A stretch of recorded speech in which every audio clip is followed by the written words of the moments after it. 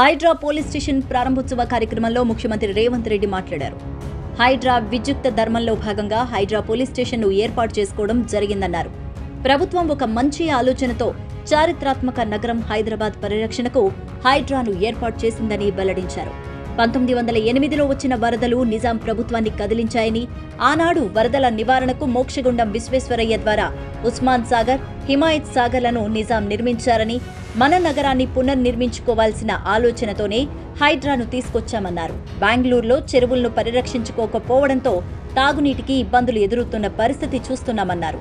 ముంబై, చెన్నై వరదలతో సతమతమవుతున్న పరిస్థితి నెలకొందన్నారు.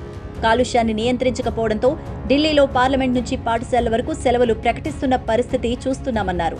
మెట్రో నగరాలు నివసించడానికి యోగ్యం కాని నగరాలుగా మారుతున్న ప్రస్తుత పరిస్థితుల్లో ప్రకృతిని కాపాడుకోకపోతే హైదరాబాద్లోనూ ఇలాంటి పరిస్థితులే ఎదురవుతాయని చెప్పారు.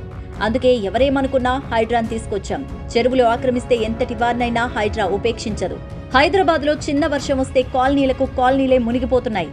హైడ్రా అంటే కేవలం కూల్చివేతలే కాదు, రోడ్డుపై నీరు నిలవకుండా విద్యుత్ పునరుద్ధరణ జరిగేలా, వర్షాలు పడిన సమయంలో ట్రాఫిక్ను స్ట్రీమ్ లైన్ చేసేలా ఆ బాధ్యతను హైడ్రా చూసుకుంటుందన్నారు.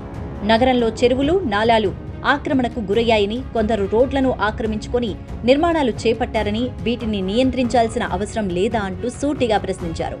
నగరాన్ని ఇలాగే నిర్లక్ష్యంగా వదిలేద్దామా? అందుకే హైడ్రాను ఏర్పాటు చేస్తున్నామన్నారు.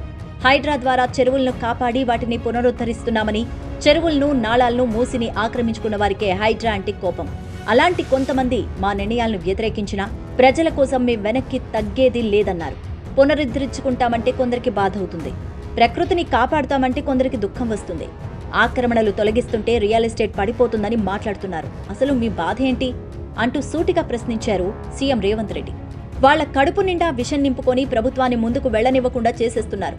ప్రజలకు మేలు జరగద్దని చూస్తున్నారు. గుజరాత్లో సబర్మతి, యూపీలో గంగానది, ఢిల్లీలో యమునా నదిని ప్రక్షాళన చేసుకుంటున్నారు. కానీ మేము మూసీని పునరుద్ధరణ చేస్తామంటే అడ్డుకుంటున్నారు. బీజేపీ నాయకులు చేస్తే కరెక్ట్, తెలంగాణలో కాంగ్రెస్ చేస్తే తప్ప అంటూ చెప్పారు. నాపై కక్ష ఉంటే నాపైనే చూపించండి, ప్రజలకు మేలు జరిగే పనులను అడ్డుకోవద్దంటూ చెప్పారు సీఎం. వారసత్వ సంపదను కాపాడుకొని నగరాన్ని పునరుద్ధరించుకుందామన్నారు. హైడ్రా అధికారులకు నా సూచన, పేదల పట్ల మానవీయ కోణంతో, సానుభూతితో వ్యవహరించండి అంటూ, పేదలకు ప్రత్యామ్నాయ ఏర్పాట్లు చేసేందుకు ప్రభుత్వం దృష్టికి తీసుకురండి అంటూ, పెద్దల పట్ల మాత్రం కఠినంగా వ్యవహరించండి అంటూ సీఎం రేవంత్ రెడ్డి సంచలన వ్యాఖ్యలు చేశారు.